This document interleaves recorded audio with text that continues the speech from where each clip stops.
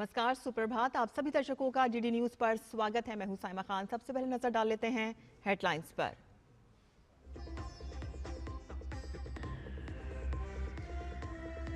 प्रधानमंत्री नरेंद्र मोदी आज अहमदाबाद में हाइब्रिड बैटरी इलेक्ट्रोड प्लांट का करेंगे उद्घाटन। 100 देशों को निर्यात होने वाली ई कार को दिखाएंगे हरी झंडी।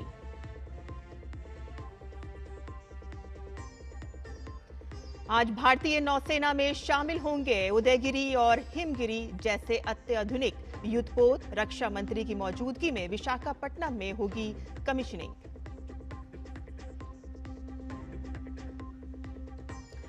हिमाचल के कुल्लू में भारी बारिश के कारण भूस्खलन। जम्मू संभाग में सभी स्कूल आज बंद। पंजाब और राजस्थान में भी जनजीवन अस्त व्यस्त।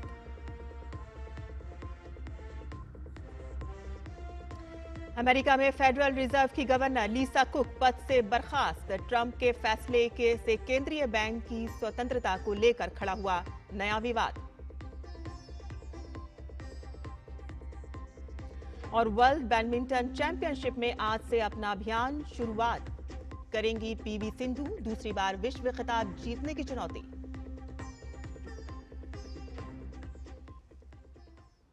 और अब समाचार विस्तार से। प्रधानमंत्री नरेंद्र मोदी के गुजरात दौरे का आज दूसरा दिन है। पीएम मोदी आज अहमदाबाद में हंसलपुर स्थित टीडीएस लिथियम आयन बैटरी संयंत्र में हाइब्रिड बैटरी इलेक्ट्रोड के स्थानीय उत्पादन की शुरुआत के साथ भारत के बैटरी इकोसिस्टम के अगले चरण का उद्घाटन करेंगे। तोशिबा, डेंसो और सुजुकी का ये संयंत्र घरेलू विनिर्माण और स्वच्छ ऊर्जा नवाचार को बढ़ावा देगा और इससे अब 80% से अधिक बैटरी का निर्माण भारत में ही किया जाएगा।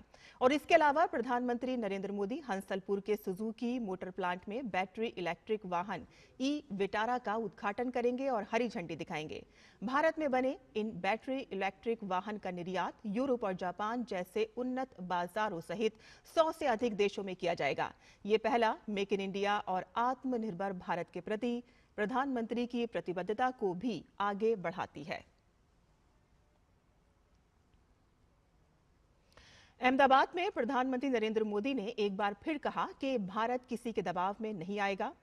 लघु उद्यमियों, किसानों और पशुपालकों और छोटे दुकानदारों के हितों की रक्षा के लिए अपनी प्रतिबद्धता दोहराई है। कहा कि सरकार उनका कभी अहित नहीं होने देगी। आप सभी आज दुनिया में आर्थिक स्वार्थ वाली राजनीति सब कोई अपना करने में लगा है, उसे हम भली भांति देख रहे हैं। मैं अहमदाबाद की इस धरती से अपने लघु उद्यमियों से कहूंगा, मेरे छोटे छोटे दुकानदार भाई बहनों से कहूंगा, मेरे किसान भाइयों से कहूंगा, मेरे पशुपालक भाई बहन से कहूंगा, और मैं गांधी की धरती पे से बोल रहा हूं, मेरे देश के लघु उद्यमी हो, किसान हो, पशुपालक हो, हर किसी के लिए मैं आपको बार बार वादा करता हूं, मोदी के लिए आपके हित सर्वोपरि है।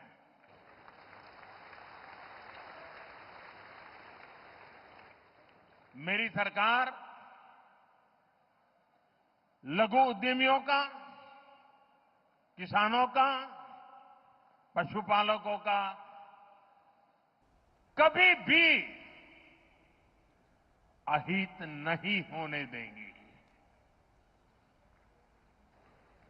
दबाव कितना ही क्यों ना आए, हम झेलने की अपनी ताकत बढ़ाते जाएंगे। गुजरात यात्रा के पहले दिन प्रधानमंत्री ने अहमदाबाद में 5,400 करोड़ की विकास परियोजनाओं का शुभारंभ और शिलान्यास किया। पेश है हमारी ये खास रिपोर्ट। प्रधानमंत्री नरेंद्र मोदी 2 दिवसीय गुजरात दौरे पर अहमदाबाद पहुंचे तो अभिनंदन यादगार रहा। पीएम के स्वागत के लिए विशाल जनसमूह सड़कों पर उमड़ पड़ा। पूरा माहौल मोदी मोदी के नारों से गूंजता रहा।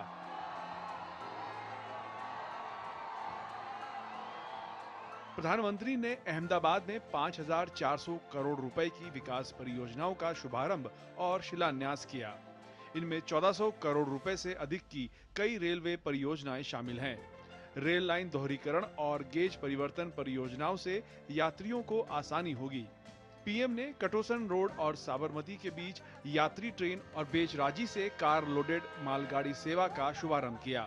गुजरात के हर शहर के आसपास एक बड़ा औद्योगिक गलियारा है, लेकिन 10 साल पहले तक पोर्ट और ऐसे इंडस्ट्री क्लस्टर्स के बीच में बेहतर रेल कनेक्टिविटी की कमी खलती थी। आपने 2014 में मुझे दिल्ली भेजा तो मैंने गुजरात की समस्या को भी दूर करने का काम शुरू किया।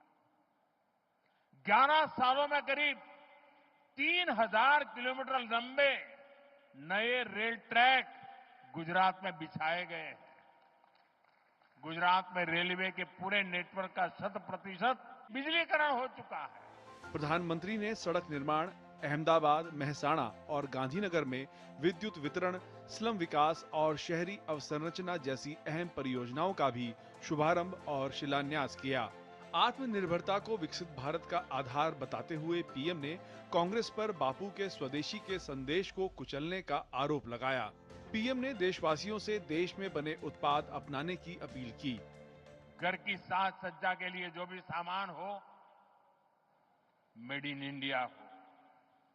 यार दोस्तों को गिफ्ट के लिए कुछ देना है, उपहार वही जो भारत में बना हो, भारत के लोगों द्वारा बनाया गया हो। और मैं विशेष रूप से दुकानदार भाई बहनों को कहना चाहता हूं, व्यापारियों से कहना चाहता हूं, इस देश को आगे बढ़ाने में आप बहुत बड़ा योगदान कर सकते हैं। आप तय कर लीजिए, विदेशी माल नहीं बेचेंगे। पीएम मोदी ने अहमदाबाद पश्चिम में नए स्टैंप एवं पंजीकरण भवन और गांधीनगर में राज्य स्तरीय डेटा संग्रहण केंद्र की आधारशिला भी रखी। देश की बढ़ती रक्षा क्षमता का जिक्र करते हुए पीएम ने ऑपरेशन सिंदूर में मिली कामयाबी को सराहा। અને સેંકડો કિલોમીટર અંદર જઈને નક્કી કરેલા નિશાન પર જ વાર કરીને આતંકવાદની નાભી પર હુમલો કર્યો આપણે।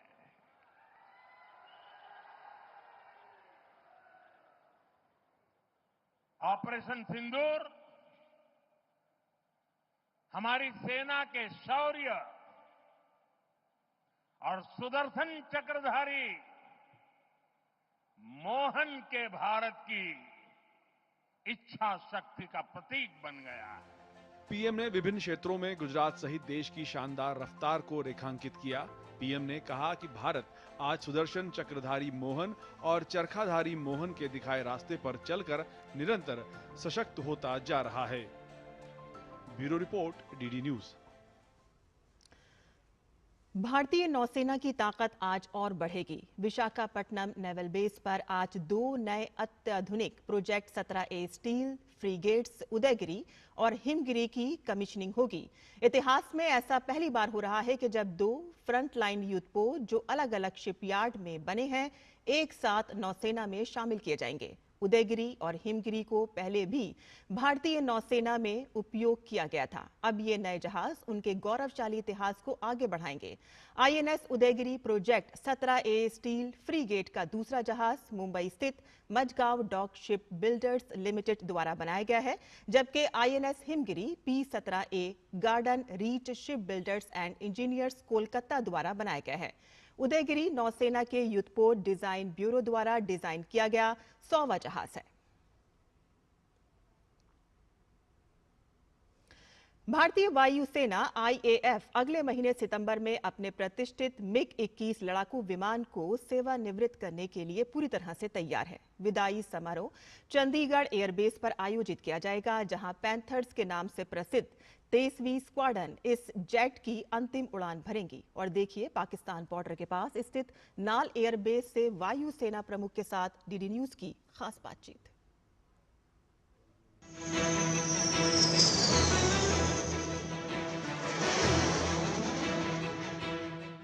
मिग को एक बार फिर आसमान की बुलंदियों पर ले जाने के लिए वायुसेना प्रमुख और स्क्वाड्रन लीडर प्रिया, महिला पायलट, पूरी तरह तैयार।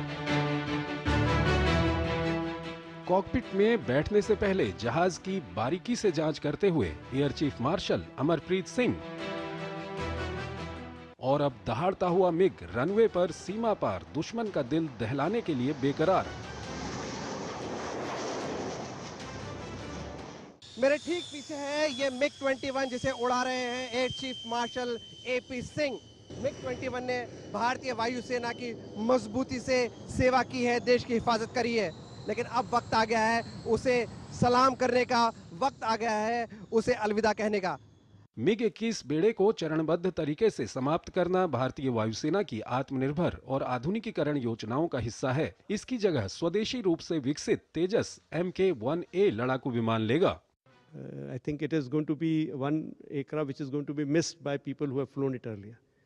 But yes, everything has time and place. Now we have to move on because this technology is old.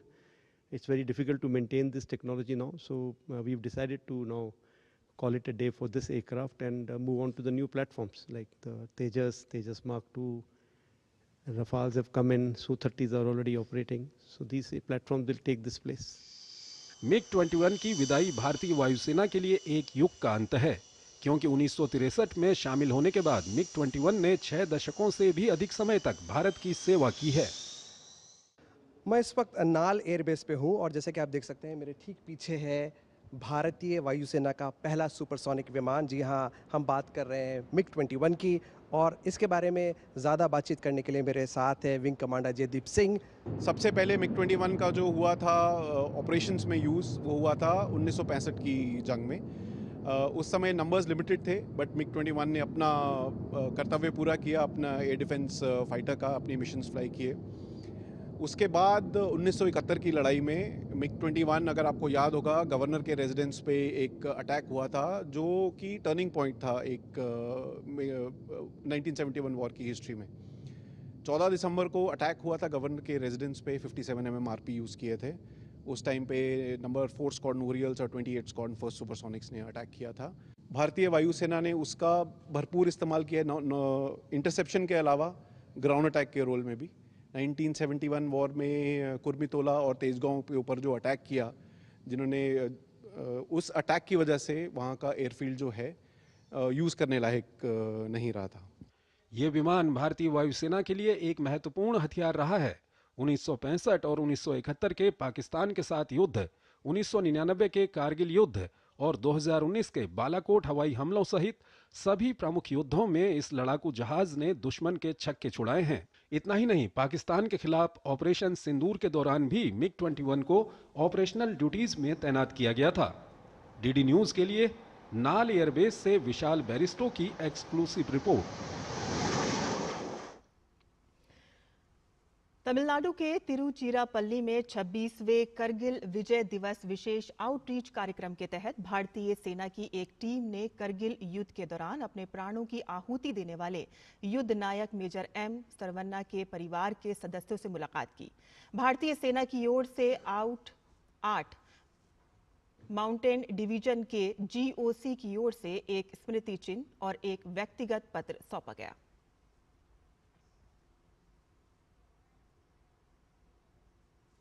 और यहां बुलेटिन में हम रुकते हैं एक छोटे से ब्रेक के लिए। हम जल्द हाजिर होंगे, आप देखते रहिए DD न्यूज।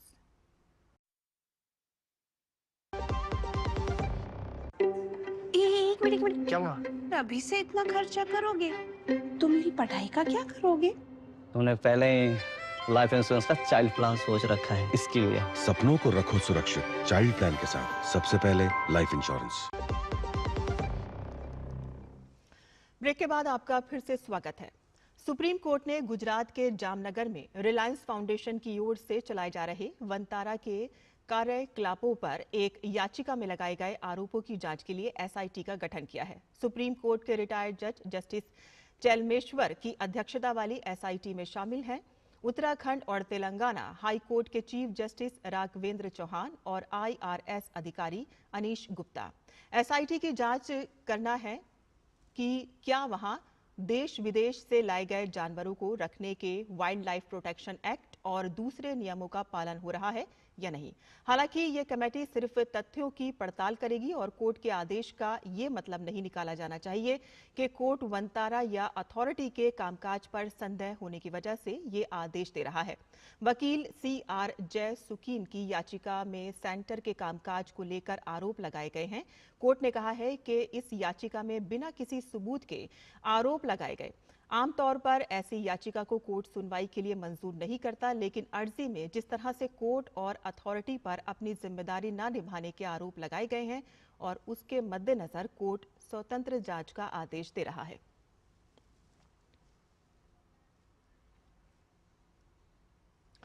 हिमाचल प्रदेश में बीते कई दिनों से लगातार भारी बारिश हो रही है और भारी बारिश के चलते मनाली में ब्यास नदी उफान पर है। मनाली के साथ लगते आलू ग्राउंड में सड़क पर नदी का पानी आ गया है और नदी के किनारे रहने वाले लोगों को सुरक्षित स्थानों पर पहुंचाया गया है। मनाली प्रशासन लगातार स्थिति पर नजर बनाए हुए है और इसके साथ ही कुल्लू में भी नदी का जलस्तर बढ़ने के कारण बाढ़ जैसी स्थिति पैदा हो गई है। शहर में स्थित सब्जी मंडी किसान भवन की इमारत में भारी बारिश के चलते फंसे लोगों को बचाया गया है और इसके साथ ही भारी बारिश की वजह से जगह जगह भूस्खलन की घटनाएं भी सामने आ रही हैं, तो वहीं कई जगह पर सड़कें भी अवरुद्ध हुई हैं। प्रशासन ने लोगों के घरों में रहने, नदी नालों के पास न जाने और यात्रा के दौरान सतर्कता बरतने की अपील की है। मौसम विभाग के अनुसार लगातार बारिश से भूस्खलन और जलभराव का खतरा भी बढ़ सकता है। जम्मू संभाग में कल रात से भारी बारिश हो रही है और आज भी अत्यधिक भारी बारिश का रेड अलर्ट है। मौसम विभाग ने 27 अगस्त तक मध्यम से तीव्र भारी बारिश, बादल फटने और अचानक बाढ़ और ऊंचाई वाले इलाकों में भूस्खलन का पूर्व अनुमान जताया है। प्रशासन ने लोगों से जलाशयों और भूस्खलन संभावित क्षेत्रों से दूर रहने की सलाह दी है और सांभा में बसंतर नदी, कठुआ में उज और रावी नदी, डोडा, किश्तवाड़, रामबन और जम्मू में चिनाब नदी और साथ ही उधमपुर और जम्मू में तवी नदी का जलस्तर तेजी से बढ़ गया है। भारी बारिश के चलते उत्पन्न स्थिति से निपटने के लिए आपदा प्रतिक्रिया दल और स्थानीय पुलिस अलर्ट मोड पर है।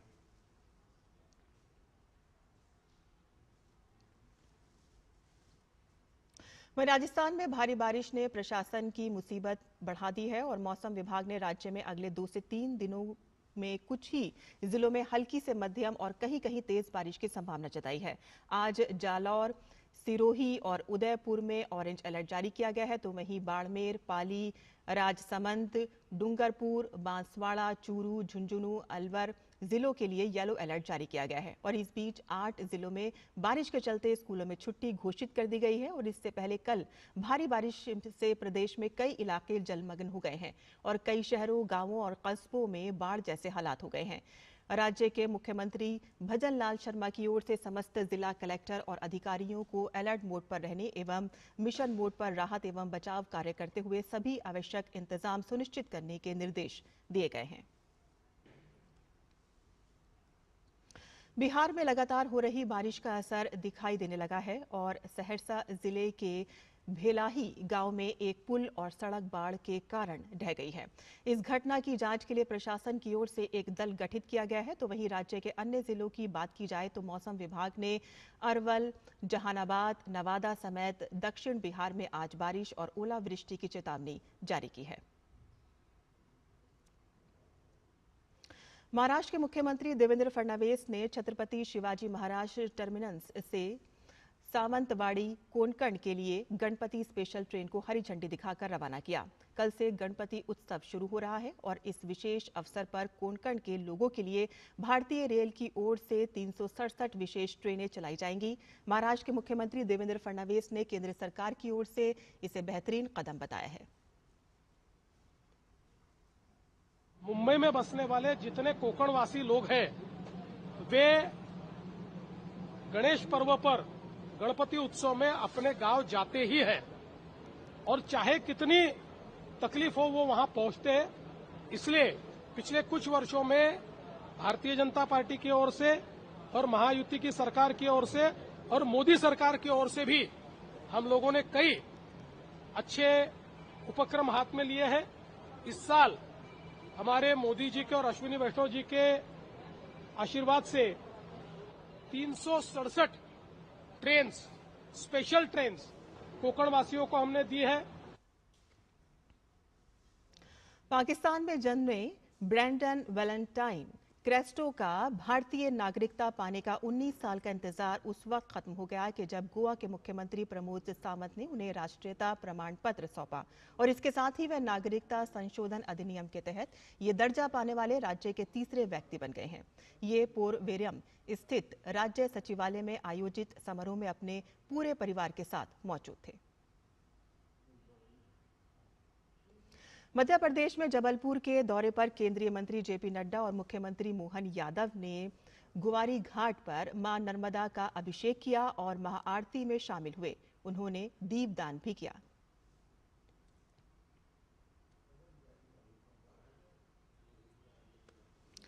दिल्ली के विज्ञान भवन में आज से 28 तारीख तक राष्ट्रीय स्वयं सेवक संघ की व्याख्यान माला का कार्यक्रम आयोजित किया जाएगा। इस कार्यक्रम में आरएसएस के सरसंघचालक मोहन भागवत मौजूद रहेंगे और संघ की शताब्दी वर्ष पर 100 वर्ष की संघ यात्रा नए क्षितिज विषय पर संवाद करेंगे। इस संवाद कार्यक्रम में समाज के विभिन्न क्षेत्रों के काम करने वाले सम्मानित लोगों को आमंत्रित किया गया है। संघ के शताब्दी समारोह नागपुर में विजय दशमी उत्सव के साथ शुरू होगा। आरएसएस का शताब्दी वर्ष होने जा रहा है और आगामी 2 अक्टूबर विजयादशमी से शताब्दी वर्ष प्रारंभ होगा। इस शताब्दी वर्ष को ध्यान में रखकर संघ के द्वारा समाज तक अपने विचारों को पहुंचाने के उद्देश्य से एक विशेष आयोजन दिल्ली में हो रहा है। ये परम पूजनीय सरसंघ चालक जी के साथ आगामी 26, 27, 28 अगस्त को संवाद कार्यक्रम आयोजित हो रहा है, जिसमें समाज के बहुत महत्वपूर्ण व्यक्तियों को आमंत्रित कर रहे हैं। ये संवाद पूरे देश के सामने लाइव रहेगा और स्वाभाविक रूप से देश के महत्वपूर्ण विषयों के बारे में भी वो बात करेंगे। अमेरिकी राष्ट्रपति डोनाल्ड ट्रंप ने फेडरल रिजर्व की गवर्नर लीसा कुक को उनके पद से हटा दिया है। अपने सोशल मीडिया प्लेटफॉर्म ट्रुथ पर उन्होंने इसकी जानकारी शेयर की। लीसा कुक को 2022 में तत्कालीन राष्ट्रपति जो बाइडेन ने नियुक्त किया था। ट्रंप ने कहा कि लीसा कुक को तत्काल प्रभाव से फेडरल रिजर्व के बोर्ड ऑफ गवर्नर्स पद से हटाया जा रहा है। हाल ही में लीसा कुक पर गृह ऋण में धोखाधड़ी करने का आरोप लगाया गया था। 20 अगस्त को इस मामले को लेकर डिपार्टमेंट ऑफ जस्टिस को एक क्रिमिनल रेफरल भेजा गया था। मामले को तूल पकड़ते हुए देख ट्रंप ने पहले ही कुक से इस्तीफा मांगा और बाद में इस बात का भी ऐलान किया था कि अगर कुक इस्तीफा नहीं देती हैं तो वह उन्हें बर्खास्त कर देंगे। खेल की खबरों में 2 बार की ओलंपिक पदक विजेता भारत की पीवी सिंधु आज BWF विश्व चैंपियन में अपने अभियान की शुरुआत करेंगी। सिंधु का पहले दौर में सामना बुल्गारिया की कालोयाना नलबाटोव से होगा। सिंधु इस प्रतियोगिता में लगातार 3 बार फाइनल में पहुंची है, लेकिन सिर्फ एक बार साल 2019 में इस खिताब को अपना नाम कर पाई हैं। सिंधु के हालिया प्रदर्शन को देखते हुए उनके लिए चुनौती आसान नहीं रहने वाली है। भारत की निशानेबाज नीरू डांडा ने एशियन शूटिंग चैंपियनशिप 2025 में भारत के खाते में 2 स्वर्ण पदक जोड़ने में सफलता हासिल की है। कजाकिस्तान में चल रही एशियन शूटिंग चैंपियनशिप में नीरू ने महिला ट्रैप का व्यक्तिगत खिताब जीता और फिर आशिमा अहलावत व प्रीति राजक के साथ मिलकर टीम शूटिंग में भी स्वर्ण पदक हासिल किया। व्यक्तिगत फाइनल में नीरू ने 50 में से 43 निशाने साधे और कतर की रे बासिल ने 37 अंकों के साथ कांस्य जीता, जबकि आशिमा ने 29 अंक लेकर कांस्य पदक हासिल किया और भारत को डबल पोडियम फिनिश दिलाया।